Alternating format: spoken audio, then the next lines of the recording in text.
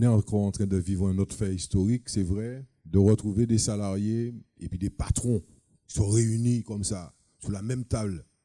C'est exceptionnel, une fois de plus. Et en face, qu'est-ce qui se passe? C'est qu'on a des gens qui sont muets.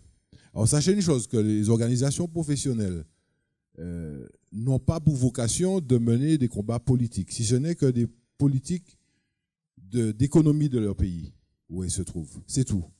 Maintenant, quand vous relevez le HCCP, alors permettez-moi de faire un point d'ordre sur ça.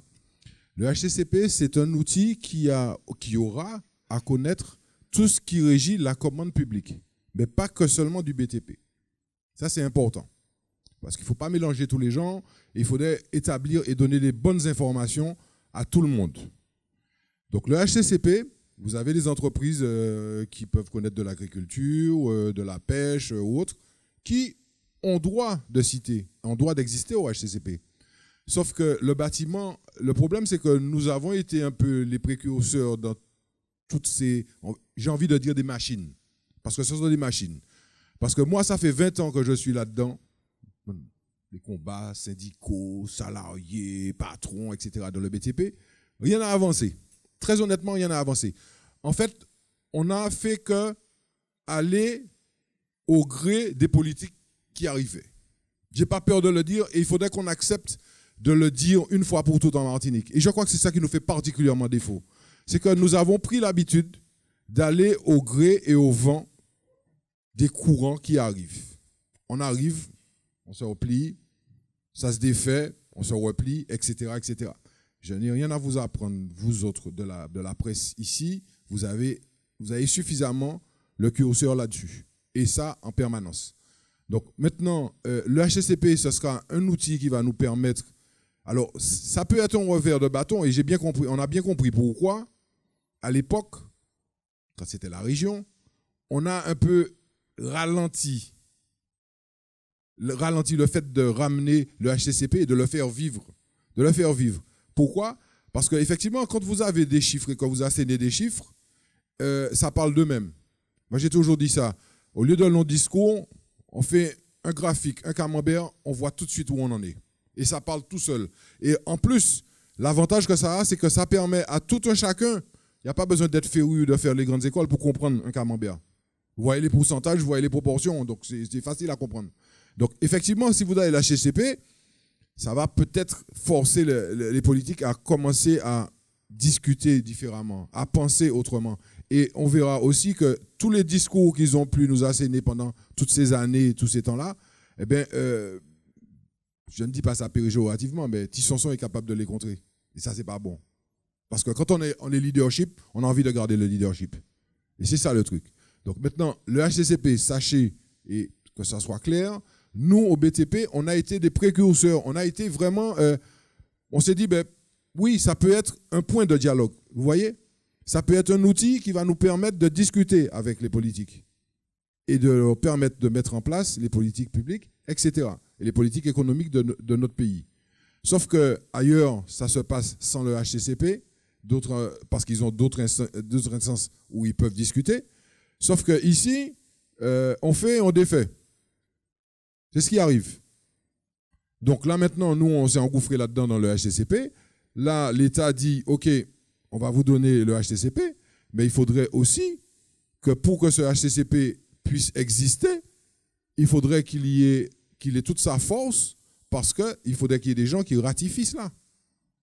Parce que sinon, ça sera encore un outil qu'on nous mettra et qui ne servira encore à rien du tout.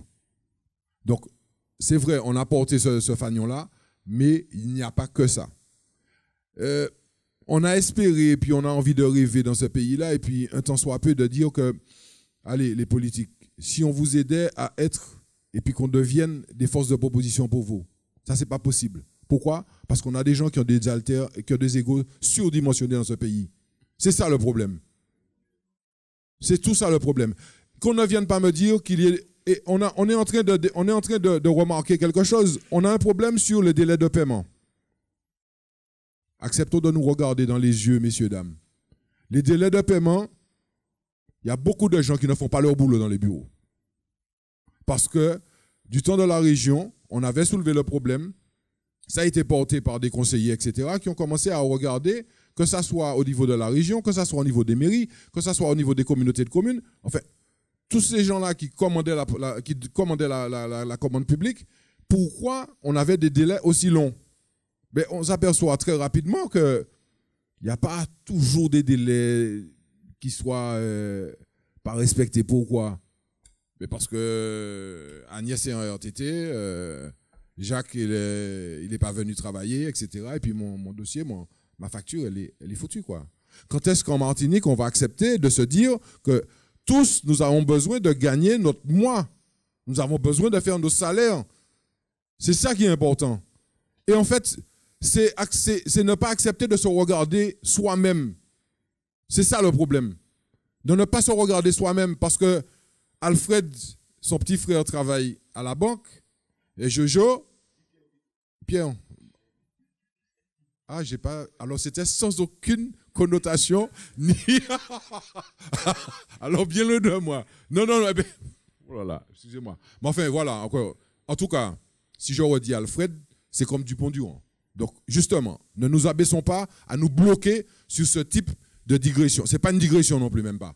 D'accord? C'est sorti comme ça, comme j'ai dit sur son tout à l'heure. Justement, arrêtons avec ce genre de bassesse. Cette sémantique qui est stérile, qui ne nous a jamais servi et qui nous dessert pleinement. D'accord? Quand moi j'avais travaillé en Guadeloupe et que j'entends des élus guadeloupéens qui me disent Martinique, mais qu'est-ce qu'on fait pour moi? Mais vous n'êtes pas qu'à faire rien. Je dis ah bon, pourquoi? Il dit mais je vous parle de ça il y a déjà 15 ans. Hein.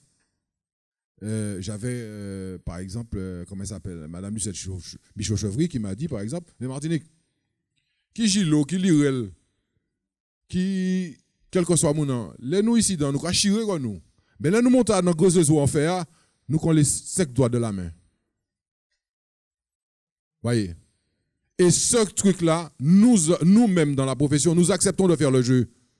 Parce que quand j'entends des entreprises qui acceptent de rentrer dans des prix de marché qui ont 10 ans, c'est pas normal. Ça ne peut pas se faire.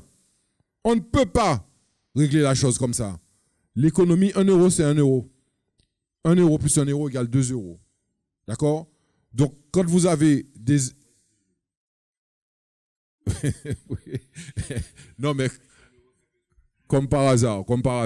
Et pourtant, voilà un secteur d'activité qui a quand même eu, sincèrement, hein, qui a eu ses lettres de noblesse, qui a eu ses points, ses heures d'or, mais qui a contribué à ce que le pays soit ce qu'il est actuellement que nous voyons.